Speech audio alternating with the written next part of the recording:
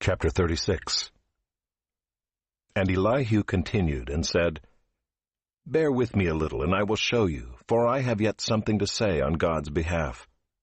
I will get my knowledge from afar and ascribe righteousness to my Maker. For truly my words are not false. One who is perfect in knowledge is with you. Behold, God is mighty, and does not despise any. He is mighty in strength of understanding. He does not keep the wicked alive, but gives the afflicted their right.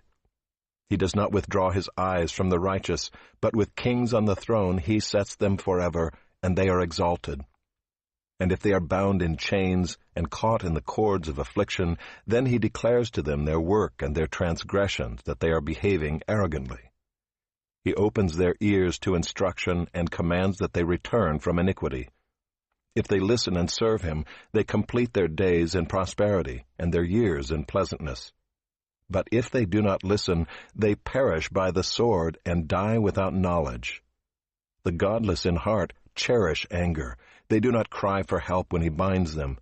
They die in youth, and their life ends among the cult prostitutes. He delivers the afflicted by their affliction, and opens their ear by adversity. He also allured you out of distress into a broad place where there was no cramping, and what was set on your table was full of fatness. But you are full of the judgment on the wicked. Judgment and justice seize you.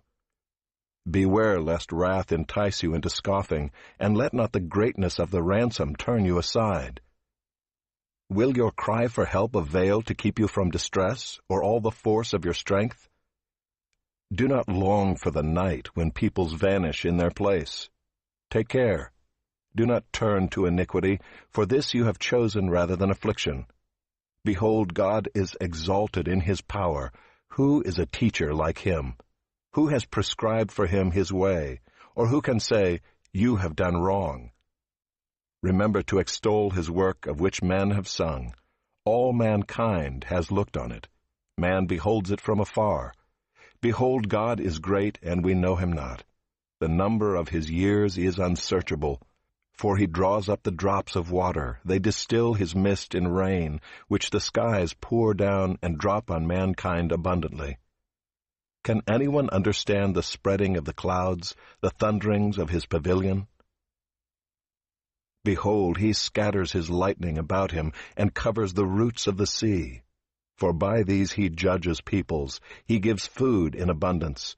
He covers his hands with the lightning, and commands it to strike the mark. Its crashing declares his presence. The cattle also declare that he rises.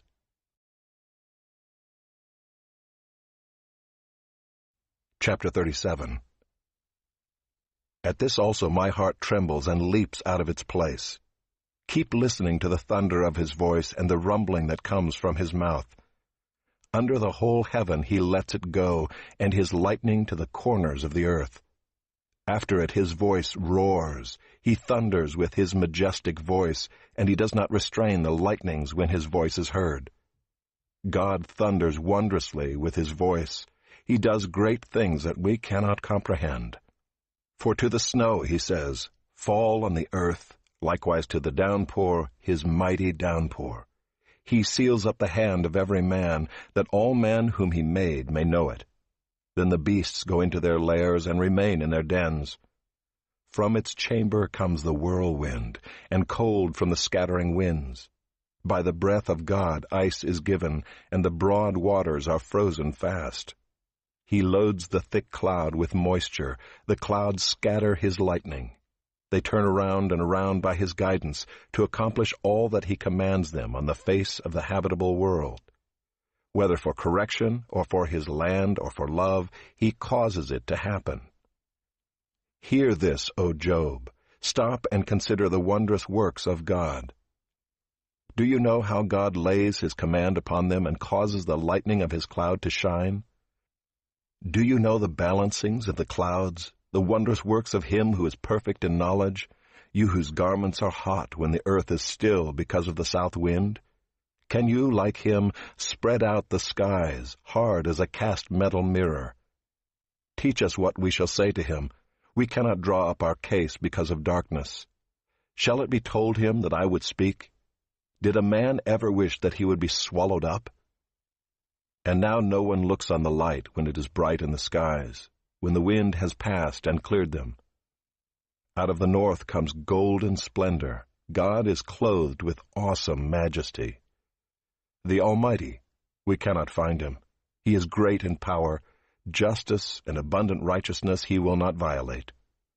Therefore men fear him. He does not regard any who are wise in their own conceit. Chapter 38. Then the Lord answered Job out of the whirlwind and said, Who is this that darkens counsel by words without knowledge? Dress for action like a man. I will question you, and you make it known to me. Where were you when I laid the foundation of the earth? Tell me if you have understanding. Who determined its measurements? Surely you know. Or who stretched the line upon it? On what were its bases sunk, or who laid its cornerstone, when the morning stars sang together and all the sons of God shouted for joy? Or who shut in the sea with doors when it burst out from the womb, when I made clouds its garment and thick darkness its swaddling band, and prescribed limits for it, and set bars and doors, and said, Thus far shall you come and no farther, and here shall your proud waves be stayed? Have you commanded the morning since your days began, and caused the dawn to know its place, that it might take hold of the skirts of the earth, and the wicked be shaken out of it? It is changed like clay under the seal, and its features stand out like a garment. From the wicked their light is withheld, and their uplifted arm is broken. Have you entered into the springs of the sea, or walked in the recesses of the deep? Have the gates of death been revealed to you? Or have you seen the gates of deep darkness? Have you comprehended the expanse of the earth? Declare if you know all this. Where is the way to the dwelling of light, and where is the place of darkness, that you may take it to its territory, and that you may discern the paths to its home? You know, for you were born then, and the number of your days is great. Have you entered the storehouses of the snow? Or have you seen the storehouses of the hail, which I have reserved for the time of trouble, for the day of battle and war? What is the way to the place where the light is distributed, or where the east wind is scattered upon the earth? Who has cleft a channel for the torrents of rain, and a way for the thunderbolt, to bring rain on a land where no man is, on the desert in which there is no man, to satisfy the waste and desolate land, and to make the ground sprout with grass? Has the rain a father, or who has begotten the drops of dew? From whose womb did the ice come forth, and who has given birth to the frost of heaven? The waters become hard like stone, and the face of the deep is frozen. Can you bind the chains of the Pleiades, or loose the cords of Orion? Can you lead forth the Mazzaroth in their season, or can you guide the bear with its children? Do you know the ordinances of the heavens? Can you establish their rule on the earth? Can you lift up your voice to the clouds, that a flood of waters may cover you? Can you send forth lightnings, that they may go and say to you, Here we are? Who has put wisdom in the inward parts, or given understanding to the mind? Who can number the clouds by wisdom, or who can tilt the waterskins of the heavens, when the dust runs into a mass and the clods stick fast together? Can you hunt the prey for the lion, or satisfy the appetite of the young lions when they crouch in their dens, or lie in wait in their thicket? Who provides for the raven its prey, when its young ones cry to God for help and wander about for lack of food? Chapter 39. Do you know when the mountain goats give birth? Do you observe the calving of the does? Can you number the months that they fulfill? And do you know the time when they give birth, when they crouch, bring forth their offspring, and are delivered of their young? Their young ones become strong, they grow up in the open. They go out and do not return to them. Who has let the wild donkey go free? Who has loosed the bonds of the swift donkey, to whom I have given the arid plain for his home, and the salt land for his dwelling place? He scorns the tumult of the city. He hears not the shouts of the driver. He ranges the mountains as his pasture, and he searches after every green thing. Is the wild ox willing to serve you? Will he spend the night at your manger? Can you bind him in the furrow with ropes, or will he harrow the valleys after you? Will you depend on him because his strength is great, and will you leave to him your labor? Do you have faith in him that he will return your grain and gather it to your threshing floor? The wings of the ostrich wave proudly, but are they the pinions and plumage of love? For she leaves her eggs to the earth and lets them be warmed on the ground, forgetting that a foot may crush them and that the wild beast may trample them. She deals cruelly with her young as if they were not hers. Though her labor be in vain, yet she has no fear, because God has made her forget wisdom and given her no share in understanding. When she rouses herself to flee, she laughs at the horse and his rider. Do you give the horse his might? Do you clothe his neck with a mane? Do you make him leap like the locust?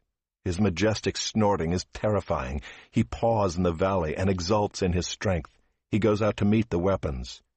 He laughs at fear and is not dismayed. He does not turn back from the sword. Upon him rattle the quiver, the flashing spear, and the javelin. With fierceness and rage he swallows the ground. He cannot stand still at the sound of the trumpet. When the trumpet sounds, he says, "Aha!" He smells the battle from afar, the thunder of the captains and the shouting.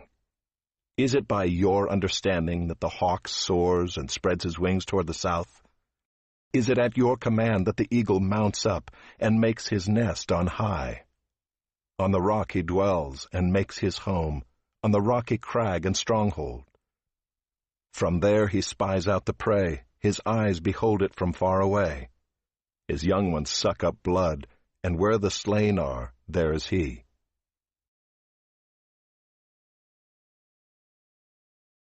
Chapter 40. And the Lord said to Job, Shall a fault-finder contend with the Almighty? He who argues with God, let him answer it. Then Job answered the Lord and said, Behold, I am of small account. What shall I answer you? I lay my hand on my mouth. I have spoken once, and I will not answer. Twice, but I will proceed no further. Then the Lord answered Job out of the whirlwind and said, Dress for action like a man. I will question you, and you make it known to me. Will you even put me in the wrong? Will you condemn me that you may be in the right? Have you an arm like God, and can you thunder with a voice like his? Adorn yourself with majesty and dignity. Clothe yourself with glory and splendor. Pour out the overflowings of your anger, and look on everyone who is proud and abase him. Look on everyone who is proud and bring him low, and tread down the wicked where they stand. Hide them all in the dust together. Bind their faces in the world below. Then will I also acknowledge to you that your own right hand can save you. Behold, Behemoth, which I made as I made you, he eats grass like an ox. Behold his strength in his loins, and his power in the muscles of his belly. He makes his tail stiff like a cedar. The sinews of his thighs are knit together. His bones are tubes of bronze, his limbs like bars of iron. He is the first of the works of God. Let him who made him bring near his sword. For the mountains yield food for him where all the wild beasts play. Under the lotus plants he lies, in the shelter of the reeds and in the marsh. For his shade the lotus trees cover him. The willows of the brook surround him. Behold, if the river is turbulent, he is not frightened. He is confident, though Jordan rushes against his mouth. Can one take him by his eyes, or pierce his nose with a snare?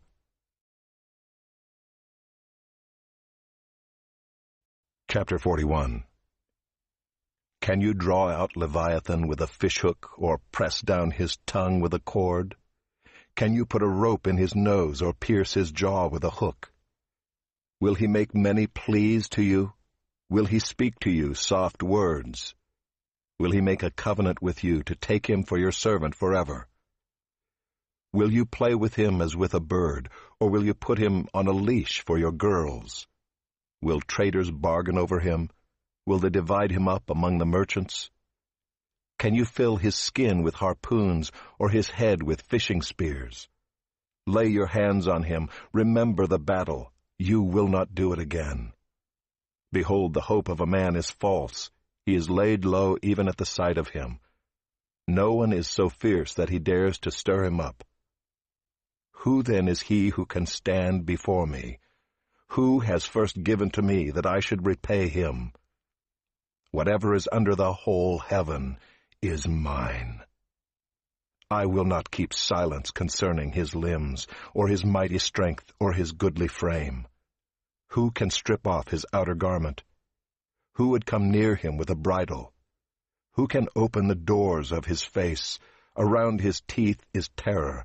His back is made of rows of shields, shut up closely as with a seal. One is so near to another that no air can come between them. They are joined one to another, they clasp each other and cannot be separated. His sneezings flash forth light, and his eyes are like the eyelids of the dawn. Out of his mouth go flaming torches, sparks of fire leap forth. Out of his nostrils comes forth smoke, as from a boiling pot and burning rushes. His breath kindles coals, and a flame comes forth from his mouth. In his neck abides strength, and terror dances before him. The folds of his flesh stick together, firmly cast on him and immovable. His heart is hard as a stone, hard as the lower millstone. When he raises himself up, the mighty are afraid. At the crashing they are beside themselves. Though the sword reaches him, it does not avail, nor the spear, the dart, or the javelin. He counts iron as straw, and bronze as rotten wood. The arrow cannot make him flee. For him sling stones are turned to stubble. Clubs are counted as stubble. He laughs at the rattle of javelins. His underparts are like sharp potsherds. He spreads himself like a threshing sledge on the mire. He makes the deep boil like a pot. He makes the sea like a pot of ointment. Behind him he leaves a shining wake. One would think the deep to be white-haired. On earth there is not his like, a creature without fear. He sees everything that is high. He is king over all the sons of pride.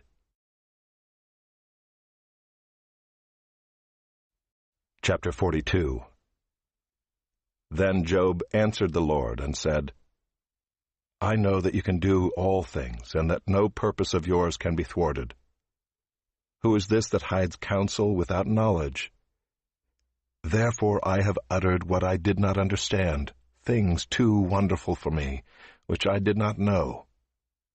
Hear, and I will speak. I will question you, and you make it known to me. I had heard of you by the hearing of the ear, but now my eye sees you. Therefore I despise myself, and repent in dust and ashes.